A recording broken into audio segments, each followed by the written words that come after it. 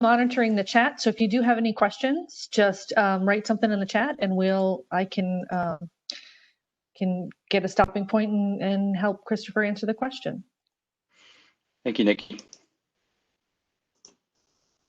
So let's look at this. I want to just cover a few of the highlights. We talked about Infor invested quite a bit of development over the last 2 years into this product. And I hopefully in the next 20 to 30 minutes, you'll see some of those highlights and really get a sense of how far along this product has become that is really a competitive product. And really you'll see that tight integration with the global human resources. It comes with delivered approval process flows. I'll touch on that throughout there, but I think that's very important that it's not something you have to build from scratch and you have a white piece of paper. You actually has functionality right out of the box.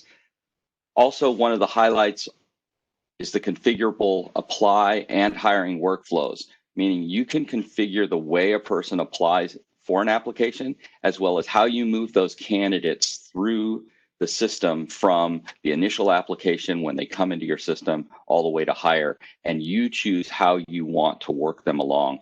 And you can have more than just one configurable workflow, and I'll show some examples.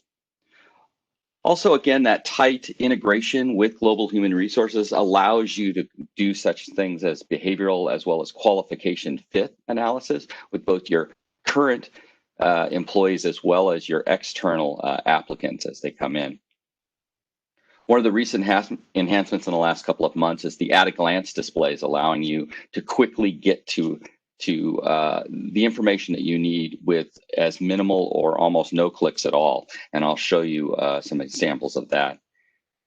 There's a wealth of integrated partnerships and third parties that Infor and this specific product have already accomplished and continue to work on. There's automation throughout. And again, I'd like to focus on that mobile optimization, the fact that throughout the product, you're able to use it in any device, and I'll even show some examples there. So it's not just about sitting at a desktop in the office. So let's focus on the fully integrated with GHR. Again, the requisitions are actually created from the positions within your global human resource, that core source of truth for HR. And that's very important. So you're not making them up on the fly. There's not inconsistencies. Essentially, those job descriptions, where it comes from when it's pulled from those positions and or ultimately from those jobs, that's pulling in all those qualifications, skills, education, work conditions. Again, it can be both job and or position elements that you can bring into that actual requisition. So you have a very consistent flow. It doesn't matter which manager or which talent acquisition specialist or recruiter is actually creating those recs. They're being pulled in through the position and using all that defaulted information from your core HR system to build out the requisition. Now, that doesn't mean that you can't alter it when you go to post it, but that initial requisition is actually sitting there based in your HR system. Again, the screens that the applicants, again, are based on those standards. So therefore, it looks at those applicants and you can do comparative against a job. So you can set up that it's pulling from a position that has a minimum education standard that you've set within your human resources system. And therefore, when you pull in that requisition, it can screen against that applicant and either indicate or actually screen out the applicant based on those requirements. There are approval processes that includes compliance with position budget manager, meaning that when you go in to do those, you can actually set it up and it understands that, and you can set up that hierarchy system of approval. I'm a hiring manager that kicks off the requisition.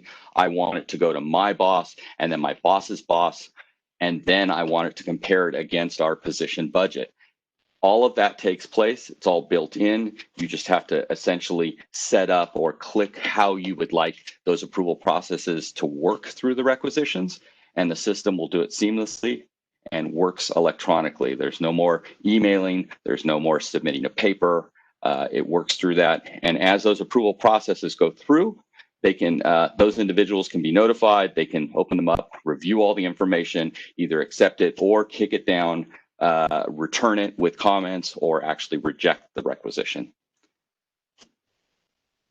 Again, within the requisition itself, that assignment, there is assignments of recruiter, manager, HR contacts, meaning you can pull those in and assign them to the requisition, and they live with that requisition throughout. So the recruiter gets assigned, the hiring manager gets assigned, an HR contact. You pull those in, assign them to the requisition. Again, as it moves through the system, it recognizes that, and then it can be utilized to focus on those. So managers will only see those that pertain to them. Recruiters can focus just on their own recs. The HR contact person, that HR generalist, knows specifically and can be set up that it's only focusing on those candidates or has those relationships it needs to understand. I touched a bit earlier on those delivered approval process flows, and I think it's important to focus this not just a single at the requisition. There are flows, and again, these can be turned on or turned off. You can have approval flows related to offers, related to hires and rehires, transfers and promotions.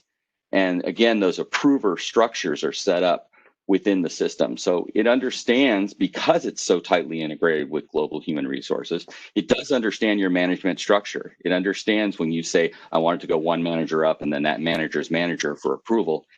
It totally understands that, because again, that connectivity between your talent acquisition and your global human resources.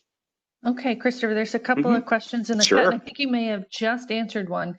One was, can the approval process be automated based on the hierarchy of leadership for an individual in GHR? And I did answer that. Okay. And the answer is yes. Okay, good. And then the second one is, how can you add more interested parties to the requisition? I'm not sure what the definition of interested parties is. Just maybe someone to monitor the process, or is this someone, because you can add approvers. So if it's something where you just want them to have the ability to sort of look into the basket of goodies and watch it and see what's going on. Oh, and like it's an admin who can view you. Yes. So you can absolutely, we have, I'm working with a client now, and we essentially created what's called an HR admin role, which has accessibility.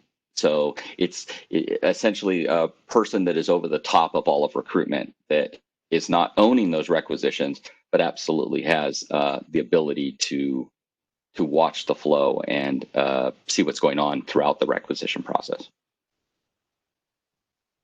Hopefully that answers the question. I think there's a question about administrative secretary for executives. Is that true? Yeah, it says, what about administrative secretary who may be supporting a leader? So like almost a proxy?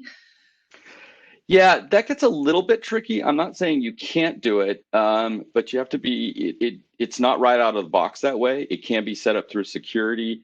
You would have to create,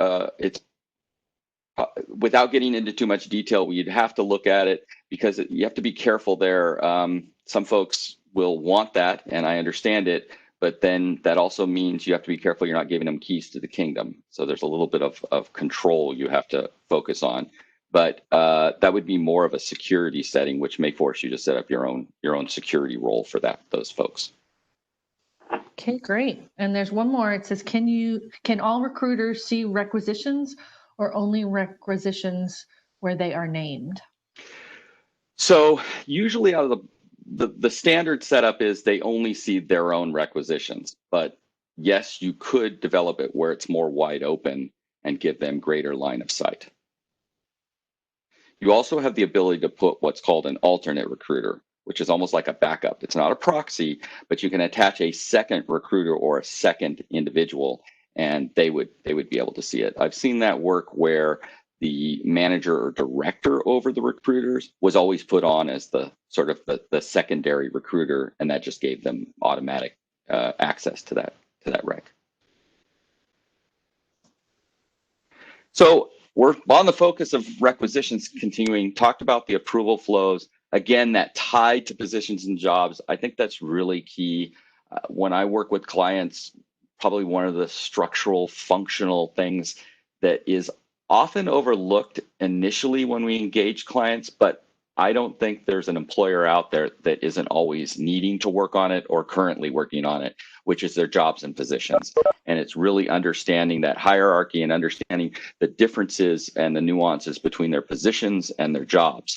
But because this is tied to that, that's why we always kind of focus on that. That's an important project. So even if you were going down the road of, this might be something that really would work for us, but we're not going to be ready for, we're not ready to tackle that for 6 months. Well, you could be working on your jobs and positions, I can tell you that, more than likely, to make sure that they're aligned and cleaned, so that when we get to the point of bringing in this product, we're kind of ready to go.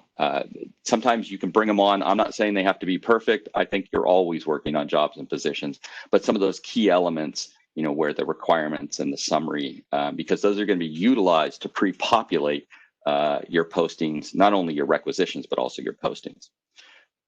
Within the requisitions, your ability to post your jobs out there in the world or internally. And those templates, again, pull from those jobs and positions, but they can be set up so that you're using variables. So you're not having to recreate the wheel each time.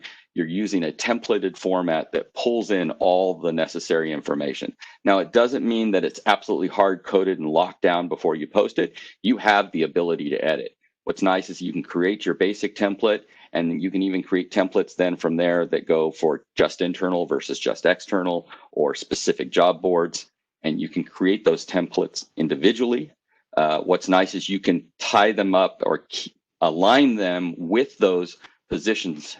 So for example, when I pull a nursing position, it already presets it to the nursing maybe job template that I've built out. So you don't have to start from scratch. The recruiter doesn't have to sit there and select the template. You can actually have it auto load the template as long as you can figure out what that definition is, how it aligns to it in the system. On those multiple job boards, again, most folks, they're very similar, external and internal, but sometimes you want a nuance to it. Ability to create multiple job boards. And I said internal and external, but it could be a wealth of different boards depending on what you're doing. Also, you have the ability to, and we do this a lot, which is interface or send file loads or allow third parties to come in and scrape. So whether you're using Indeed or whether you're using Career Builder or something else, you can reach out and grab them. Sometimes we push out to them, sometimes they reach into us, but there's a wide range of abilities to do that. Also within the requisitions, oh, go ahead. You got a question out there? Yeah, there is another question. Getting a lot of them today. That's good. Can internal job boards follow a different application process than external? Yes, but hold that thought when we get to applications, and I will cover that for sure. But the short answer is absolutely. So you've got controls and alerts and notifications based on system actions. Now, I know that's kind of a gobbledygook bullet point, but and you'll see this throughout the product, but you really do have settings depending on what happens in the system. So if within a requisition, you can have it so that as it moves through the process, it's alerting the next person, the approver. You can have notifications when it's finalized back to the recruiter to let them know they can go ahead and post. And you'll see this, throughout the product. There are different functionalities that, depending on what happens, you can either have simply a visual indicator, you can have a notification, what we call, or you can have actual emails that go out. And that's. And there's another question. So if you use the automated approval flow, can HR admin set up manual process flows also for the requisitions? And can HR admin skip the required approvals in that? Not so much. I mean, out of the box, no, you could absolutely set that up. I will tell you that out of the box, they have what they call recruiter manual approve. So the recruiter can do the requisition and simply click manually approve and move it on if you allow for that. Now, can you configure it to do it? Yes.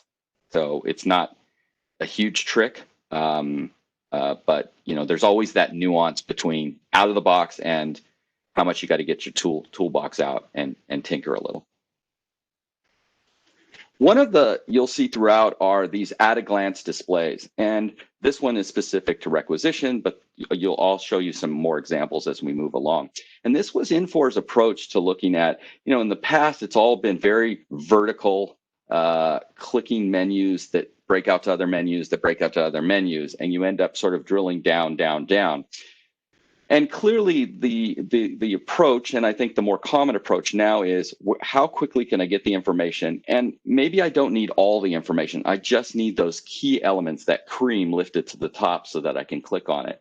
So here's an example where you're looking at a requisition, and although there's some static information that stays here based on the actual requisition, but you can see that there's additional items of interest that you might want to see quick at a glance, like the contacts. Here's your direct manager, the hiring manager, the HR contact, the compensation information, perhaps, the requisition itself information. And then that's just for this tab. Obviously, there are 4 more tabs. There's position and job details. There's an interview section, the actual posting where you're posting to the boards, and where you can see within the approval process. So again, very quick to get to the information. And then if there was something more you wanted to see, or there was something behind here that had more detail, you can always click here on these arrows and it will bring up a full screen of that specific board.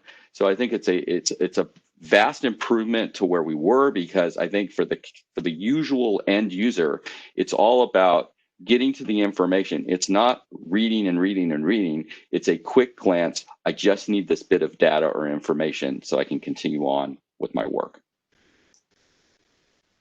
As you get into the apply experience, so and this is a recent enhancement, that it used to be a very static, pretty anchored down application process. Now, Infor has developed configurable application steps, which means you build the apply process, and you can have different applications depending on the different resource that you're hiring. So I might have an apply process for a nurse that is completely different than my cafeteria worker, or I have one that is even using it, for volunteers. So they still have an apply process, even though they're not hiring them, they're not on the payroll, they're volunteers within a healthcare agency, but they still want them to go through an application process. And you absolutely can bring that resource into GHR, because you're still going to manage them for things like, information, maybe they have mandatory education, badging, and those types of, different applications within the organization. So they want a quick, just name, rank, serial number application for the volunteers, but then for their nursing corps, it's much more involved, and they actually have question sets and long form answers and approaches like that. So that's nice that you can actually adjust that depending on what type of requisition and apply process you want your folks to go through. Also, that internal versus external. So you've got, remember, what I'm seeing out there in general, and I spent a lot of time in the healthcare agency. I know in the healthcare industry, healthcare in particular tends to fill somewhere around 60% of their postings internally, which is a good thing, I think. And to have that internal movement, usually when a person moves, it's a good thing. It's either a lateral with just a different endeavor, or a promotion situation. But where you'll see that is, because of that, you really do need to focus internally on your folks and be able to give them and showcase those jobs that are applicable to them. And this allows for that. You can post things only internally if you wish, by design. I have one that I've worked with where they had a large contingent of union workers, and the way that the nursing corps within that department, posting had to be 7 days for them to apply. Then it could go out to the rest of the world, so to speak. And you can absolutely set that up. Those are 2 distinct doors into the mansion, if you will. Parsing of resumes. This has really come forward with technology. Infor uses Burning Glass. It's embedded in there. It comes with the product. I like it. I've seen it. I've used it. They also have another relationship I'll talk a little bit about with telemetry, which also allows for parsing. Parsing 4 or 5 years ago was kind of iffy, only probably came in about 50% right. You'd be surprised at how well it works today. We're seeing a lot of use in it. You bring it in, you parse your resume, essentially meaning you're taking in your PDF or your Word document at home. I'm just simply uploading it in, and it will scan it, grab those elements that it believes are true and correct, like education and employment history, and put them in the appropriate data areas. You're always going to review it as an applicant before you submit it and clean up any mistakes. Usually the cleaner the resume, sort of the more black and white, the better it does parse. And we're seeing more folks that are moving that direction in terms of building their resumes. It's more about clean, white space, not so artsy, if you will, and they tend to parse extremely well. The profile is maintained, and what I mean by that is once you bring it in, you build a profile within the applicant or candidate space area. And what's great about that functionally from Infor is then when I go to apply as an applicant, I'm simply taking that profile and replicating it on each one of those job postings. So once my profile is built, I can sit there and apply to 6 different jobs within a few clicks, because I'm not having to then start all over, rebuild or cut and paste all my employment history or all my education again. Some of the other features are send to a friend feature, where the person can be on that site, click very quickly. It will send off that link and actually point them directly to that job, so they're not searching through all those jobs trying to find the one job that, oh, there was this great position for a manager. You can actually send them that deep link, if you will, brings them right into that job posting. They can set up job alerts. So let's say that I'm an engineer, I'm on your site, and I want to look for engineering positions within Tempe, Arizona, that you have a site at, and I can set up alert, and you can set up a routine or a schedule that will alert the person whenever those new postings appear. And again, that mobile optimized. And what that allows a person to do, and we're seeing so much increase in the use of especially smartphones to apply. One, the apply process has gotten much easier to apply. Visually, it's a quicker, faster experience. And I think that's the intent. It's don't tell us your life story. Get the information, get your basic profile or resume into the system, and get in as an applicant, and we'll move through the process together. Chris? Yes. One more question. Can you limit the number of active applications an individual has in the system? Ooh, let me think for a second. I don't know that off the top of my head. I so want to say yes, but I haven't seen that. I know I've discussed it with clients. That one I'd have to get back to them on. Just don't know it off the top of my head. But I know what you're saying, because you have that usual suspect that just applies to everything in the world. Okay, so Tiffany actually was able to answer that. She said, yes, you can. Okay. Oh, and good. Then there's some more questions here. So how do knockout questions work on the job board setup? Yeah, you can. Sorry. There's a bunch of questions floating around. Yeah. So yeah, I'm gonna have to go quick here, guys. I mean, I love the question. I love the interest. There are knockout questions. You set up questions. You can define questions that are on applications. They don't have to be one. You can create what we call sets. We can also set up what's called profile questions. Profile questions are every single applicant on that rec have to go through this, meaning every single time you do a requisition. So they're those standard questions that you're always going to ask of anyone who applies to your organization. And then you also have what we call those additional questions that you can add. You can add those in as sets. Like I have one that's a leadership set that's built for 5 specific questions around leadership. So whenever a leadership position comes in, you can't have it set up that just auto load those 5 questions, or you can have the recruiter actually select the 5 questions, but they don't select them individually 5. They're in a set, so they just grab the one set. Others you can do from a pick list catalog. And then others, you can actually write them on the fly questions. So you give the recruiter the ability to do that. But in all of those scenarios, the question has the ability, when you build the question, it will say, do you wish this to be a screen out question? And then you will designate what the answer is, meaning the right answer and the wrong answer, which screens them out. When it screens them out, it doesn't block them from applying. What it does is it moves them. You can have it set up so it moves them into an automatic disposition area, and then you can, depending on how it's set up, either auto or shortly thereafter, send them a message saying, thanks, but you don't meet the minimum qualifications, or you don't meet, we're not, thanks, but no thanks. Hopefully that was enough right there, because I'll go on for days on that. There are so many elements that I'm not even, I could probably talk on all of the features for an hour and a half and not cover everything. Here's just a quick example of an external apply process, and you can see there are the basic job listings. There's their profile that they've built out. They can save jobs. That doesn't mean they've applied to them. They just kind of keep them in their folder, so to speak, until they're ready to. They can come back to it at any time.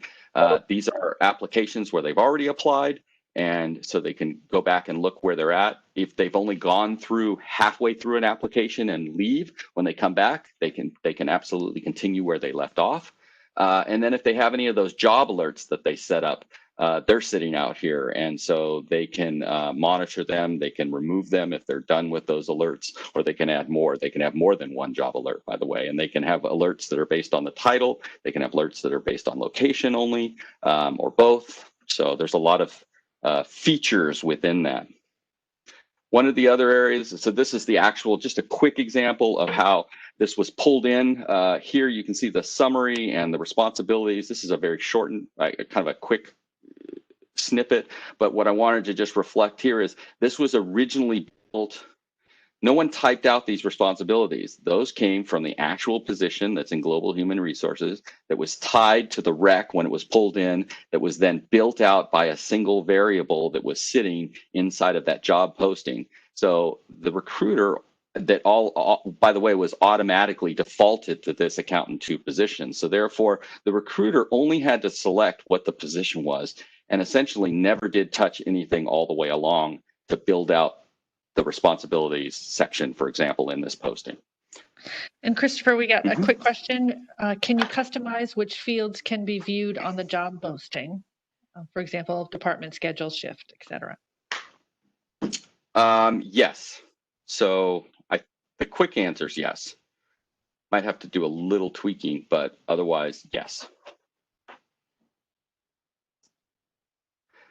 So another feature is sourcing, and we're seeing more of this, sort of that passive approach to looking. As we've been able to, and this goes throughout a lot of current modern applications today in ATS world. As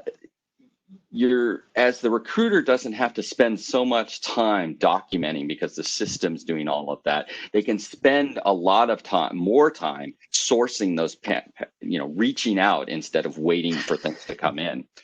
So you're able to source within a candidate pool. Anytime anybody applies, they're automatically added to the pool. You can actually put what we call tags on them and research them. A little bit of background noise there if anybody needs to mute.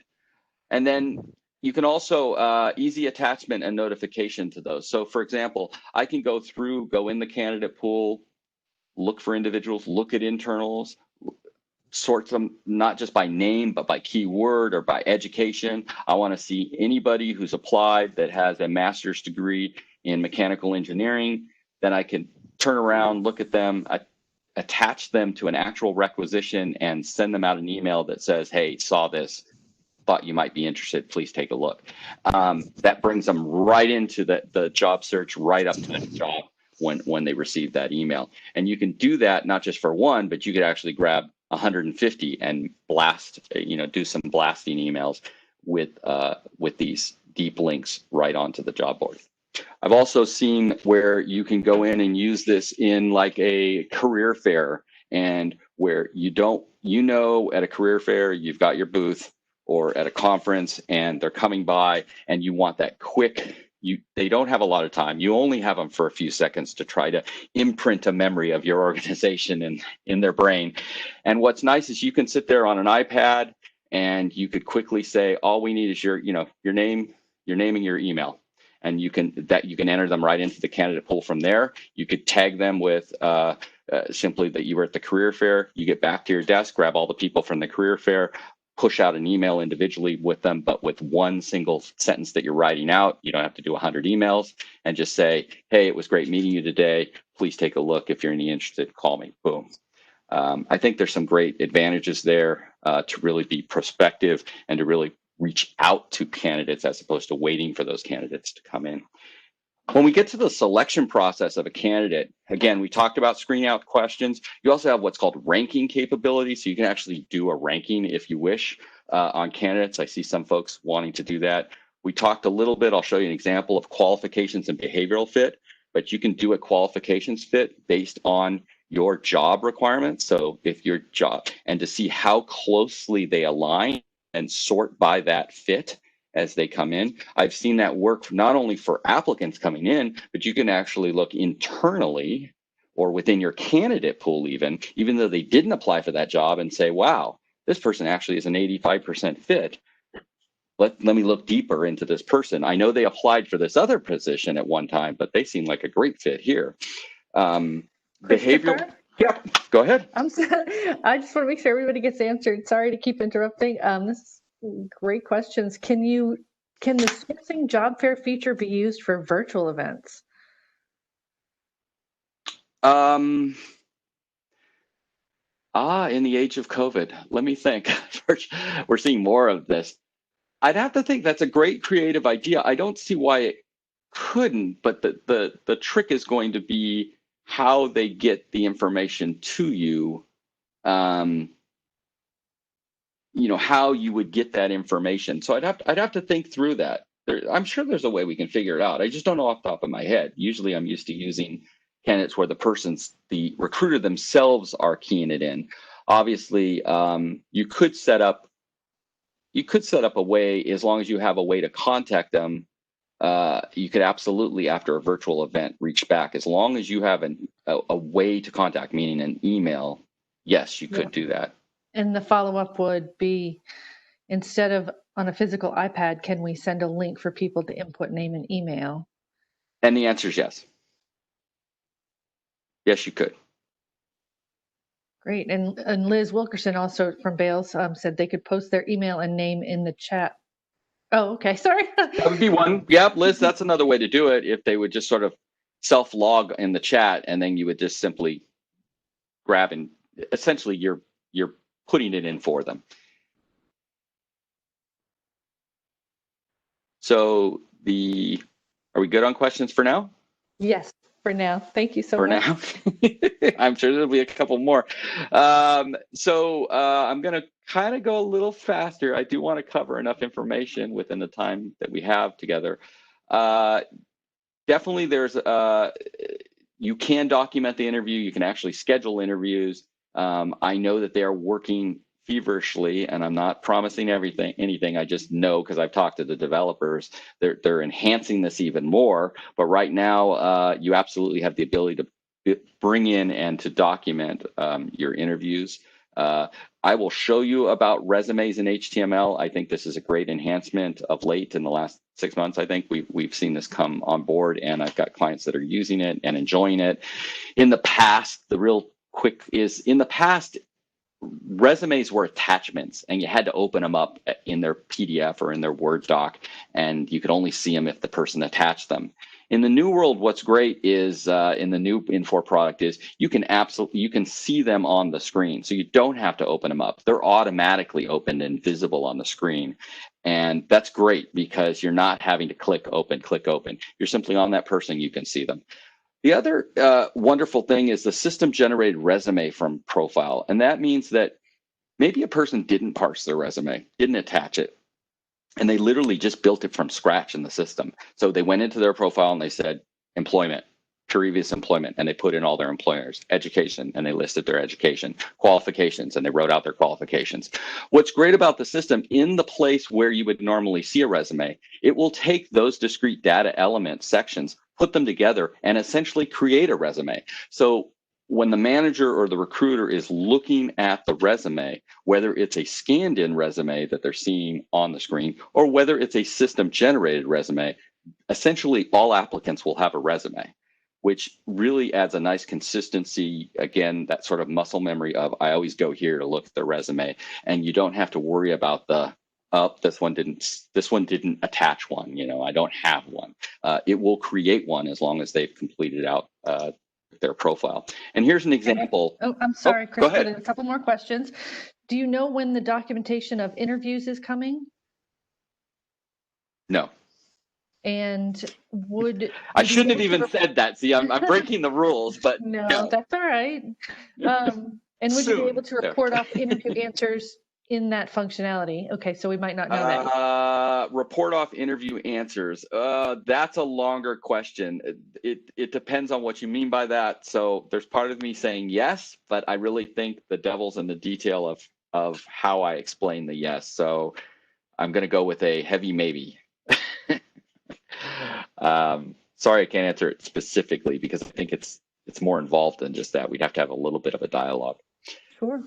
Here's another at a glance that I was talking about displays, but on this one, it's specific to the candidate. We had saw one that was around requisitions. This one's on the candidate.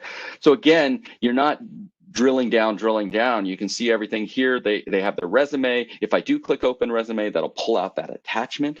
But what's nice is here's the actual resume, like I was saying, as an HTML just on the screen itself. And again, if they didn't have one, it would still build a simulation, if you will, or system generated resume based on their profile. Again, you can look into their profile, the core profile, which are information about that person. For example, you know, where they want to be contacted, what their emergency contact information is, sort of that base about them. The talent profile, which is really breaking out that resume into those discrete data elements. And then the actual hiring process, kind of where you're at. Have you done an offer yet? Where are we at in the hiring process with this individual? What's nice about that is you can see, here's one where we get into the core profile screen. So again, I've gone from just here to here in one click by just clicking on the tab, and again, visually a wealth of information kind of right up front, not having to dig deep for it. And Christopher, can those glance features be changed and customized? I don't know. I'm sure there's some way to do it. There is not an easy, I would say that there is not a sort of, there's not a tool set that just allows you to move them on the fly that I'm aware of. This is relatively new, so I'm not sure where they're at. I know that there's a switch that you can turn them off if you want to go back to the older style or turn them on, but I don't know off the top of my head if these can be manipulated easily, is what I would call it. Okay, thanks. Again, fairly relatively new, although I already have 2 clients that are using this new screen and prefer them. So just from a sense of that. One of the areas that are these quick links, which are always nice, you'll see these. It's a quick way to get to see things that you always want to do, like the person applies to 25 different ones, or the person, you can see how many have they applied to, and when you click on this, you'll instantly see what were those positions they applied to. I think that's very powerful. I see a lot of folks using that. And that correspondence, whether you generate the email out of the system or the system has automated emails, you click on correspondence, it's going to show you every single email, when it was sent, who it was sent to, what time it was sent to, and the actual information that was sent, the actual body of the email. So again, all of that documented all in one spot. I see a lot of good use of that when you're dialoguing back and forth with the candidate.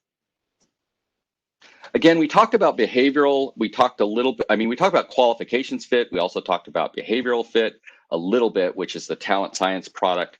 A different product for Infor, but again, very tightly integrated. That tight integration with both GHR as well as ATS, the applicant, within the job application system. So I think that again, it's not just that there's good integration, but it actually gives you really nice visuals. So in this one, you can see that you have all your applicants that have come in, and here it's actually comparing them against the qualifications of the actual job, and you can do a sort that will then sort and say, oh, okay, here's my top candidates. By the way, those color bars can be adjusted. So you can say, oh, anything over 70% or anything over 50% is green.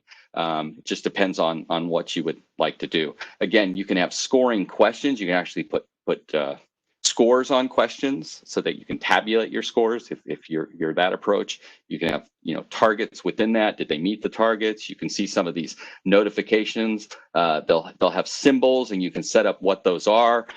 Not enough time to explain all the bells and whistles, but what I want to show is that there are lots of things that you can do now to draw your attention quickly or to bring things to light that you need to know about, and you can utilize those. What's the nice thing is you can also not utilize them. So meaning if you don't want to use the question, or if you don't want, we're not ready for qualifications, that's fine. Those can easily be removed. They're not going to take up any space, visual space. You just won't see them until you're ready. So a lot of flexibility there.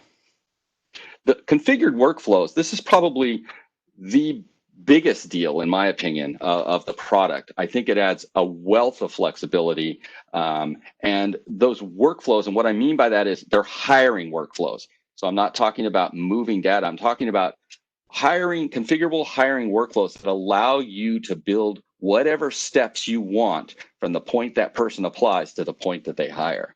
So you can put in as many steps as you want, and you can label them and group them. And so what's nice is, we've built out with my clients, we've built out, specific ones for nursing, or specific ones for a union group that are different steps, if you will, compared to the ones that I used for housekeeping or cafeteria, because there was less steps involved. There wasn't multiple interviews. There wasn't the need to go maybe do background screening. And so we didn't put in that step. And it's much more cleaner, much more organized to move through that. The other thing is you'll have specialized views and functions between recruiting and management. What's nice is you can set up and say, all those applicants, you have those positions where you put them out there, you get 100 people to apply, and the manager really only wants to see the top 5 or the top 10. And now some managers want to see them all. And what's nice in the flexibility is you can set it up so that the manager only sees applicants when they're moved to that step by the recruiter. So the recruiter sees the 100 and only moves on, if you will. And when I say move on, I don't mean email. I mean they simply grab those applicants, the top core that they've already phone screened or reviewed, and said, I'm moving these on to the manager. Once they literally move them to the next step on the screen, they appear to the manager. So when the manager's looking in the basket, if you will, here's 5 more, and they can look at them. But those are only the 5. They don't see the 100 that are behind the scenes. Christopher, got a couple more. And this says, can you turn them on for some jobs and not all? And I'm assuming that's just the workflow in general, the configured flows. Turn them on. So you would always use work. It was the slide before this. She was referring to screening questions. Yes, so you can use screening questions depending on the requisition that you're doing. Okay. So I think the short answer is great. So for the next steps, can you assign custom flows as well as what to do next for the configured workflows? That's from Chris. Not 100% sure on that question. Tons of flexibility. So I want to say yes. It just depends on what the question meant. Okay, like giving managers the next 2 steps they could take with a candidate, what they're supposed to do next. Yes. So you can build in steps that sort of walk them down the rosy path. Go here, then go here, then go here. And let me just move. Let me get through the workflow. I'll show you a visual. Let me just quickly go through here. Chris has one more question. The workflow steps, can you create a form that captures something like reasons or comments as to why the candidate was dispositioned? Yes, you have disposition reasons, and anytime that you disposition, it mandatorily asks for the reason, and you can build out as many different reasons as you wish. And so that's all we'll document, which is great because, as you know, and I'm an HR practitioner, spent 20 years in the field, and as a director of HR, and I can tell you, yes, I have sat before the Department of Labor, and I have been challenged on why did you hire this person and not that person? And when you have this type of documentation, it would have saved me hours of research to prove that. Okay, and can you prevent managers from moving people into certain workflow steps? Can you prevent managers from moving people? Is that what the answer was? Yes. The quick answer is yes. Okay. I have one that right now that I'm working on a client with, and the managers only have 3 steps. That's all they can do. They can only move 3 steps. The recruiter can move 17 because they're doing all the other stuff, if you will. So yeah, you can control or limit the hand of the manager, if you will. Some of the candidate can view their application status. So whenever they're on, they can actually, you can control what the message is to them, which is sometimes good. You don't want them, the worst thing is to have a candidate out there that's just in the I don't know phase. And even though they're not being considered, maybe you're not ready to tell them no, but what they'll do is bog down the system. They'll call you, what's going on? What's going on? You know, so this helps mitigate some of that. It keeps them in the know and you control the message. Drag and drop, I'll kind of show that, not demo it, but show it. In order to move, there's lots of ways to move throughout the steps, but what's a nice feature now is you literally grab them, click and hold them, and physically drop them into it. So it's a very tactile movement, and I think it works well with today's technology, the way that people are used to it. And I know that you're like trying to watch the time, but there's 9 minutes left, and I know you have a lot to go through. So thank you for the just giving you a reminder. Yep. I appreciate it. Again, I think that there's a lot of built-in functionality. So for example, there's an offer. I'm going to show you, like, here's an example of the steps. And when I was saying you can move them, literally I can go to this Paula Sanchez. I can click and hold Paula, who's sitting in completed applications, and I can move Paula to not considered, or move Paula, just drag and drop into hiring manager review. And this is an example where the hiring manager can now start to see them if they're in this field and if they're in this field. You can have the manager pre-select them out, and then, you know, and again, this was started from scratch. This was a white screen. We built it out as needed. Again, I built workflows that are literally 3 steps. That's it. And I built workflows. I think my biggest workflow to date is 27 steps. Personally, I think it's too many, but they wanted steps for everything. What's nice is that there's functionality within each step that you can build. So for example, I'm going to click a little bit here. They're in a step of create the offer letter. And when they're in that step and we wanted to create an offer letter for Mary Poppins, you can see when you right click, you have this action to be able to create the actual letter electronically. If I was in just offer approved, this will not appear. I built that. It's not the system. You build it how you want it. You build on each step. You can control what's automated, what email messages go out based on when they enter or exit, whether or not, which actions are available on each step. So again, controlling and customizing, or as they say, configuring what you need on each step. So extremely powerful. You really have to think it out. And my recommendation is to start basic. You can add as you go along. So these aren't locked down and cemented forever, but you really do have to spend some time with a whiteboard and your team to really understand the value of. And then I always recommend, after running with it for about 90 days of really driving it and kicking the tires, come back and reevaluate. You'll be amazed that you're like, oh, we thought we'd use this and we never really did. Or, wow, it'd be great if we had a step called. And then you continue to modify and finesse it. Again, I know we're running out of time. I know we've got questions. We're only about a couple slides to go. I did want to focus on, there's an approval process for offers. You can go through and it has a flow. You can build out templates so they're standardized. What's great, and this is a relatively new enhancement, are the defined paragraphs. I think they're extremely powerful and very efficient. It allows you to build paragraphs in your offer templates, and those are simply brought in as a standard. So for example, I have one that we built a benefits for executives paragraph and a benefits for all other staff paragraph, because they were unique.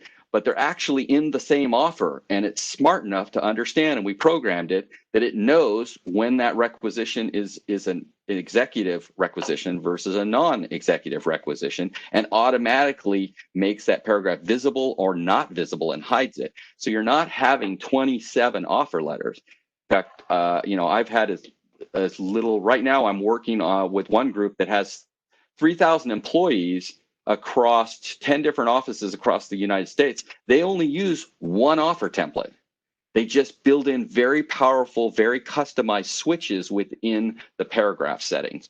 So that I could go on for days, but I wanted you to know that. Also, the electronic approval of offers. So an offer gets sent out, the applicant, whether it be internal or external, actually reviews the offer, electronically signs the offer, it comes back in, and it automatically moves them into offer accepted or offer declined. The system does it. And then it actually, you can have it set up so it notifies via email. It can notify the recruiter, it can notify the hiring manager, hey, they accepted. It can automatically load pre-boarding, which is in the talent transition management program. So lots of really good, powerful things that can be built in. And then ultimately, we're going into the hire, rehire, and transfer actions. So once you're getting through there, again, you have approval processes, you can set it up. All that wonderful information that you've captured in your talent acquisition system can then be migrated across over into your global human resource system. And so I think that's extremely powerful. It's already set up. It's not something you have to map. It's tightly integrated. And, I use the example of myself. If I, Christopher Nola, know how best to spell my name, I put it on the application. I'm the one that wrote Christopher the correct way. Christopher is never rekeyed by anyone in the organization. It's not rekeyed by the recruiter. It moves across when I'm hired into GHR, and it's still the same Christopher. When I get promoted, it's still and transfer, it's still Christopher. When I do a performance management, it's still Christopher that shows up. And when I finally retire, it's Christopher. And the point is that no one ever rekeyed it. It doesn't live in two different places. And the original version was keyed by me, the applicant, way back. And so I think that's just one example of one data field where it's moved across the system. And again, you're reducing your amount of risk, you're reducing and you're increasing the amount of efficiency within the system because it's all within one source of truth and tightly integrated. We do have a wide list. I've got 2 more slides of integrated partnerships, and there's a lot in here. The job sites I touched on, there's third party. We can have worked with background screening companies where actually within the system, when you move them on a step, it automatically triggers, sends out the package. So they're not having to go to another application, and the results, not the detailed results, but that the background screening is done, can actually be brought back into the system so they can visually see it within the system. I-9 is although this sits on transition management, I'm working right now that I just built one within the pre-boarding, which was triggered based on an actual movement in the step. So it's all, again, electronic, seamless. Again, I talk about automations throughout, but signatures, how the candidates can automatically move depending on what happens so that the recruiter doesn't have to move them through the steps. We talked about those actions. You can actually have setups where depending on when a candidate, for example, withdraws, it can automatically move them into a disposition area, put the word that they withdrew as their reason, and automatically send them back a confirmation email. So lots of things like that, lots of time warning indicators you can set. Again, the apply, and I want to focus, just end on this, or that again, all the way through the process, whether it's the recruiter, the manager, or the applicant. And the one story I'd tell you is I had a recent client who went live with this. They're averaging right now about 3,000 applications a week, and nearly 60% are doing it via smartphones, their applications. So again, it's mobile optimized. That doesn't mean you can just work on a mobile phone. It actually reconfigures the screen so that it's visually appropriate for the screen size. So what you'll typically see is when you move off of a horizontal screen from a desktop and you move to a phone, it will reshift vertically a lot of the information so that you can see it as you scroll up and down as opposed to side on your smartphones. Okay. So I summarize by saying that allows you to build those personalized hiring processes to mirror your unique needs. Again, it's designed to manage those volumes, those big volumes, considering you're probably not getting a lot of, sure, we'll let you have 5 more FTEs in HR. And it allows your candidates, recruiters, the hiring managers to really operate 24/7 anywhere on any device. Really maximizing those efficiencies with those built-in workflows, the alerts, the emails, and that seamless path from that recruitment selection all the way to hire. Wow. Thank you, Christopher. It's a lot of information. Dave, did you want to finish up? Or? Yeah, so thanks, Christopher, and thanks, Nikki, for presenting. And thank everybody that was in attendance today. We really appreciate you joining the call. If you could go to the next slide. If you enjoyed today's webinars, we hope you'll consider attending the next events, which we have scheduled for next Friday. Where we will be presenting the following topics. At noon, iTracker, complete integration with global HR and transition management. And at 1 p.m., planning for supply chain conversion with financial considerations. The next slide, please. As a closing thought, we wanted you to be aware of our Coffee with Consultants offering. If you have any questions about what you saw today, or any questions related to the Infor products you own, please reach out to us via our website. We'll connect you with a consultant who will spend a half an hour with you at no charge over coffee or tea or whatever your beverage of choice is, and we'll answer any questions related to your Infor system. Again, thank you for attending and have a great day. Oh, and also, by the way, we have another webinar starting at 1 o'clock.